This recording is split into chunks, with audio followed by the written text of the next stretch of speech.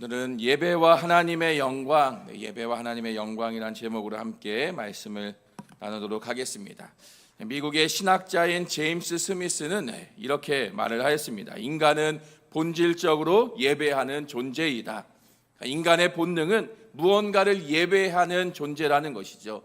꼭 하나님이 아니더라도 또 어떤 신적인 존재가 아니더라도 인간은 무언가를 예배하며 끊임없이 예배하며 살아가는 존재임을 이야기합니다.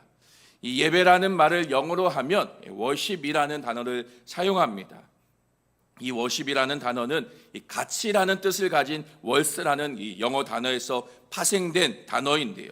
그러니까 예배가 무엇이냐? 내가 가치를 두는 것, 내가 최고로 마음을 쏟는 어떤 가치를 두고 마음을 쏟는 그 행위를 예배다라고 정의하고 있는 것이죠. 우리는 무언가에 대해서 항상 우리의 가치, 최고의 가치를 두며 살아가고요. 또 그것을 위해서 우리의 온 마음과 생각을, 우리의 모든 것을 쏟아내며 살아갑니다. 그 가치를 두는 것, 그것을 갈망하게 되고요. 그것을 위해 살아가게 되고요. 또 그렇게 사는 삶은 결국 그것을 닮아갈 수밖에 없습니다. 그러니까 쉽게 예를 들면 쇼핑을 좋아하는 사람들, 그 쇼핑을 추구하는 사람들은요, 더 많은 소비를 행함으로써 행복을 찾으려고 하지요. 그리고 그 삶의 모습은 결국 그 쇼핑한 그 물건들로 치장되어진 삶의 모습을 이루게 됩니다. SNS에서 사람들의 그 인정과 그 좋아요를 받기를 갈망하는 사람은요, 그것을 위해서 좋은 모습을 사진으로 남기고 그것을 SNS에 올리면서 사람들이 나를 어떻게 보는가를 유의 깊게 살피면서 살아갑니다.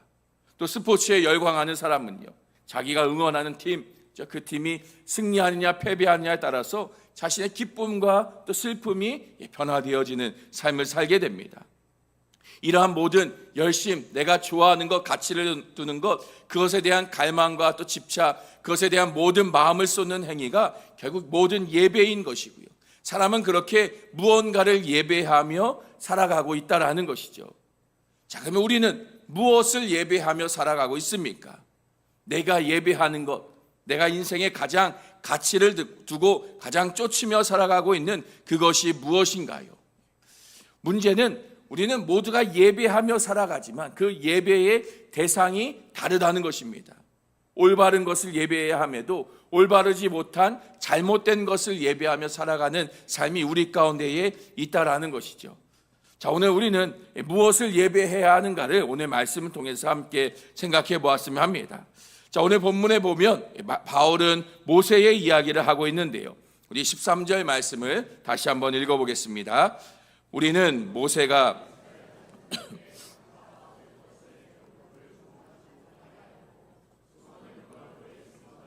아니하노라. 자, 지금 모세가 수건을 얼굴에 쓴 일을 바울이 이야기합니다. 이 이야기는 출애굽기에 나온 이야기인데요. 모세가 시내산에 올라가서 하나님을 만나고 내려옵니다.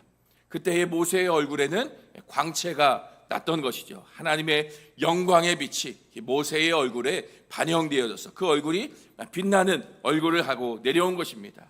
백성들은 그 모세의 얼굴, 그 빛나는 얼굴을 보며 두려워함으로 가까이 나오지 못합니다. 단순히 모세를 두려워한 것이 아니라 그 모세의 얼굴에 비춰지는 그 영광의 빛, 하나님의 그 영광 앞에 감히 나아갈 수 없었던 것이죠. 그래서 모세는 수건을 가지고 자기의 얼굴을 가리운 것입니다. 지금 바울은 이에 대해서 뭐라고 말하는가? 장차 없어질 것의 결국을 주목하지 못하게 하려고 수건을 얼굴에 썼다라고 말합니다. 장차 없어질 것. 그러니까 모세는 백성들이 지금 모세의 그 얼굴의 빛, 그 모세 자신이나 모세가 지금 받아가지고 내려오는 그 율법, 그 돌판, 그것에 집중하지 못하도록 수건을 썼다라고 말하는 것입니다. 그 주체이신, 그 빛의 주체이신 하나님 앞에 주목하도록 자신의 얼굴의 빛을 가리웠다라는 것이죠. 그러니까 쉽게 말하면요, 강대상에 서 있는 저에게서 빛이 나시나요? 빛이 나나요? 그렇죠? 빛나는 저의 모습을 보고 계십니까? 제가 빛나는 이유는 제 스스로 빛을 내는 건 아니죠, 그렇죠? 제 머리가 전구도 아니고 제 스스로 막 빛을 발하는 게 아니죠. 제 앞에 조명이 있으니까요. 조명이 비치어서 제 머리가 빛이 나는 것입니다. 이 조명이 사라지면요, 저는 빛나지 않죠. 오늘 말씀에서 그 모세의 얼굴에 빛난 것 또한 모세의 어떤 대단함이 아닙니다. 모세 스스로 그 빛을 비춘 게 아니죠. 하나님의 영광이 모세의 얼굴에 비추어졌고요. 그 빛이 반사되어 모세의 얼굴에서 빛이 나는 것처럼 보여진 것입니다. 그러면 그것을 바라보고 있는 사람은 저 모세의 얼굴이 아니라 그 모세의 얼굴에 빛을 내시는 빛의 근원인이신 하나님 앞에 집중하며 하나님을 바라볼 수 있어야 하는 것이죠. 그래서 모세는 하나님 앞에 집중하도록 자신을 가리웠다라는 것이죠. 그렇게 모세는 자신의 얼굴의 빛을 가리움으로써 하나님 앞에 집중하도록 하였습니다. 하나님을 바라보도록 한 것입니다. 그러나 어떻습니까? 백성들은 그 빛을 바라보지 못합니다. 모세의 얼굴의 수건을 가리움으로써요, 하나님 앞에 나아가지 못하는 그들의 모습이었고요. 그 하나님의 영광의 빛을 바라보면서 오히려 두려워하고 있던 그 백성들의 모습이었던 것이죠. 오늘 말씀에서 바울이 말하고 있는 그 모세의 수건, 이것은 우리에게는 어떤 의미일까요? 그 수건은 우리로 하여금 하나님의 영광을 제대로 보지 못하게 가로막는 것이 바로 오늘 말씀이 말하고 있는 수건이라고 할 수 있는데요. 우리 14절과 15절 말씀 같이 한번 다시 읽어보겠습니다. 그러나 그들의 마음이 완고하여 있으니 그 수건은 그리스도 안에서 없어질 것이라. 오늘까지 모세의 글을 읽을 때에 수건이 그 마음을 덮었도다. 그들의 마음이 완고하여서 구약을 읽을 때에 수건이 벗겨지지 않았다라고 말합니다. 또 15절 말씀에는 모세의 글을 읽을 때에 수건이 그 마음을 덮었다라고 말합니다. 그러니까 지금 그들의 완고한 마음, 그러니까 죄로 굳어진 마음이 성경을 읽고 있지만 수건을 덮은 것처럼 전혀 깨닫지 못하고 있습니다. 모세의 글, 말씀을 읽고 있지만 그 말씀 가운데 보여지는 하나님의 영광을 발견하지 못하고 있는 것이죠. 모세는 지금 백성들로 하여금 하나님 앞에 집중하도록 하기 위해서 자신의 얼굴을 수건으로 가리웠는데요, 사람들은 자신의 얼굴의 수건을 가리움으로써 하나님의 영광을 보지 못하는 것입니다.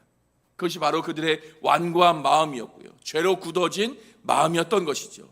그 마음의 죄가, 그 완악함이 하나님의 영광을 보지 못하고 하나님의 그 임재를 바라보지 못하게 만든 것입니다. 우리는 어떻습니까? 예배할 때에 이 시간 예배당에 나와 하나님의 영광과 그 빛을 보고 계신가요? 매주 예배 자리에 나오는 가운데에 하나님을 만나고 계십니까?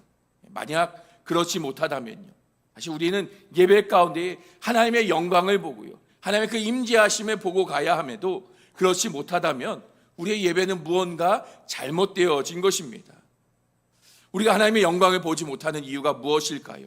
물론 여러 가지 이유가 있겠지만요, 우리가 하나님을 만나지 못하도록 방해하는 것들이 참 우리 가운데 많이 있습니다. 어떤 분들은 일상의 바쁘고 분주한 삶으로 인해서 하나님 앞에 집중하지 못합니다. 교회에 나와 앉아있지만 내일 출근할 생각, 또 집안일들에 대한 생각들, 또 여러 가지 바쁘고 어려운 일들 때문에 그 생각과 고민에 빠져서 예배 자리에 나와 있긴 하지만 예배에 집중을 못하기도 합니다. 어떤 이들은요, 사람과 또 교회에서 받은 상처들 때문에 교회는 나와도 제대로 예배드리지 못하는 이들도 있습니다. 누군가에게 받은 상처 때문에, 또 교회에 대한 안 좋은 일들로 인해서 이미 마음의 문이 닫혀 있고 귀가 닫혀 있어서 말씀이 들리지 않고 예배 가운데 임재하신 하나님을 보지 못하고 돌아가는 것이죠. 또 어떤 이들은요, 세상의 가치관과 세상의 것들이 그 마음에, 그 생각에 가득하여서 말씀이 또 들려지지 않기도 합니다. 세상의 지식들, 세상의 가치관들, 세상이 추구하는 그 모든 것이 마음에 가득함으로써요, 말씀이 그 마음에 심겨지지 못하고 들어가지 못하고요, 예배 자리에 나와 앉아있긴 하지만 전혀 예배에 대한 감흥도 없는 것이죠. 이렇게 여러 가지 이유로 인해서 우리는 예배의 자리는 나오지만 하나님을 만나지 못하고요, 그 하나님의 영광을 보지도 못한 채 그저 왔다가 돌아가는 경우들이 얼마나 많이 있습니까? 만약 그렇게 예배의 자리에 그저 앉아있다가만 돌아간다면 사실 그 예배가 무슨 소용이 있겠습니까? 예배의 자리에 나오는 유익이 아무것도 없는 것이죠. 우리의 마음이 수건으로 가려져 있지는 않은지 우리는 살펴보아야만 합니다. 예배의 자리에 나와서 하나님의 영광을 내가 보고 있는가, 하나님을 만나고 돌아가는가, 우리는 나의 예배에 대해서 점검해 볼 필요가 있는 것이죠. 만약 그렇지 못하다면요, 내가 어떻게 다시 하나님을 볼 수 있을까, 이 예배를 통해 어떻게 하나님을 만날 수 있을까를 고민해 보아야 할 것입니다. 자, 그러면 어떻게 우리를 가리운 그것들을 거두어 버리고 하나님의 그 영광을 예배를 통해서 볼 수 있을까요? 자, 16절 말씀 다시 한번 읽겠습니다. 그러나 언제든지 주께로 돌아가면 벗겨지리라. 언제든지 주께로 돌아가면 그 수건이 벗겨지리라 라고 말하고 있습니다. 우리의 가리운 수건, 하나님의 영광을 보지 못하게 가리운 그것들, 사람의 노력이나 어떤 종교적인 행위로 그것을 벗는 것이 아닙니다. 사람들은 하나님의 그 영광을 보기 위해서, 하나님을 만나기 위해서 무언가 열심히 노력하고 애써야 된다라고 생각합니다. 그것이 사람이 가지고 있는 하나의 종교성인 것이죠. 세상의 모든 종교가 또 그렇게 가르치기도 합니다. 사람의 수고, 사람의 열심, 애쓰고 수고하고 정성을 다하면 신을 감동시키게 되고 그 신에게 응답받을 수 있고 신의 자리에 올라갈 수 있다, 그렇게 가르치는 게 세상의 종교이지요. 그러나 우리 기독교가 말하는 것은 정반대입니다. 기독교는 사람이 무엇을 해서 그 신을, 하나님을 만날 수 있는 것이다 라고 말하지 않습니다. 오히려 무엇을 해도 만날 수 없는 것이 하나님이심을 성경은 우리에게 말해줍니다. 사람의 노력이나 수고, 그 열심, 그 어떤 것으로도 하나님을 볼 수 없고 알 수도 없는 것이 인간임을 성경은 말해주지요. 그럼 어떻게 해야 됩니까? 주께로 돌아갈 때요, 그리스도 앞에 나아가서 그리스도께서만이 그 일을 할 수 있음을 성경은 우리에게 말해줍니다. 14절 말씀에도 보면요, 그 수건은 그리스도 안에서 없어질 것이다 라고 말합니다. 오직 예수 그리스도만이요, 우리의 눈을 가리운 그 수건을 거두게 만드시고요, 하나님의 영광을 볼 수 있게 우리를 바꾸어 놓으신다라는 것이죠. 왜 예수 그리스도만이 그 수건을 벗길 수 있습니까? 왜 그리스도만이 하실 수 있습니까? 바울은요, 로마서 말씀에 모든 사람이 죄를 범하였음에 하나님의 영광에 이르지 못한다라고 말합니다. 죄인된 우리 인간은 하나님의 영광에 이르지 못합니다. 누구도 하나님의 그 영광의 빛을 볼 수 있는 사람은 아무도 없습니다.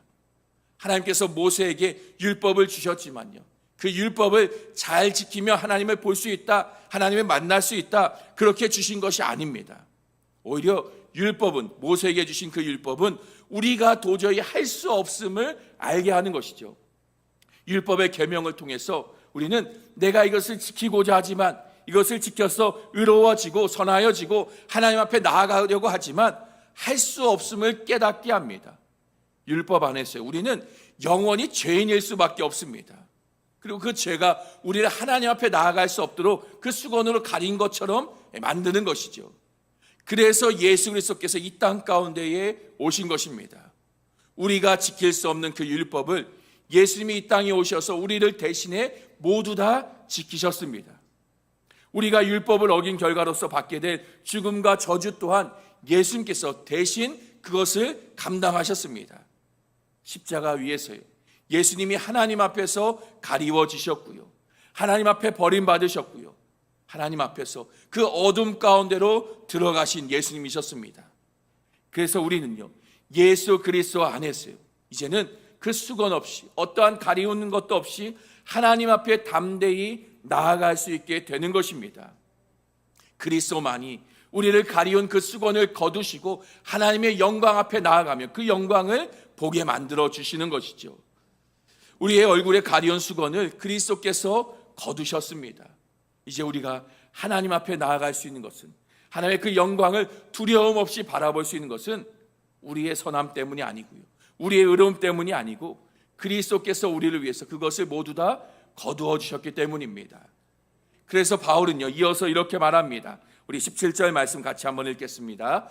주의 영이 계신 곳에는 자유가 있느니라. 주의 영이 계신 곳에는 자유가 있습니다. 예수 그리스도 안에서 우리는 자유하게 되어진 것입니다. 죄로 인해서 하나님 앞에 갈 수 없던 우리가 그리스도께서 우리의 죄를 가리워 주심으로써요, 우리는 어디든지 하나님 앞에도 자유함으로 나아갈 수 있게 된 것입니다. 이제는 우리가 그 율법의 정죄로부터 자유함을 얻었고요, 이제는 우리가 죄책감에서 해방함을 얻게 된 것입니다. 그 자유 가운데에 담대하게 하나님의 그 영광 앞에 우리는 나아갈 수 있게 되어진 것이죠. 그 은혜 안에서 우리는 이 예배의 자리로 나아올 수 있는 것입니다. 하나님을 예배할 수 없는 자들, 하나님 앞에 감히 나아올 수 없는 우리가 그리스도의 은혜 안에서 하나님 앞에 나와 예배할 수 있게 된 것이지요. 그리고 이 예배를 통해서 하나님 앞에서 하나님의 임재를 경험하고요, 하나님의 영광을 보게 되는 것입니다. 그래서 우리는요, 날마다 그리스도를 의지함으로 예배 자리에 나아가야 하는 것입니다. 그리스도를 힘입어서 우리는 하나님 앞에 나아가 예배하는 자들이 되는 것입니다. 그러면 그리스도 안에서 우리가 보게 될 그 영광의 은혜가 무엇일까요? 바울은 이어서 이렇게 말합니다. 우리 18절 같이 함께 읽겠습니다. 우리가 다 수건을 벗은 얼굴로 주의 영광을 보매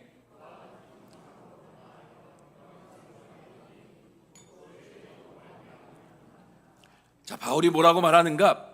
먼저는 이렇게 말합니다. 우리가 다 수건을 벗은 얼굴로 거울을 보는 것 같이 주의 영광을 본다라고 말합니다. 우리가 다 모든 사람에게 열려있는 그 은혜의 자리입니다. 누군가에게만, 어떤 특별한 사람에게만 주시는 은혜가 아닙니다. 어떤 누구라도요, 그리스도의 은혜 안에서 하나님 앞에 나아갈 수 있는 것입니다. 이것에는 어떠한 차별도 없습니다.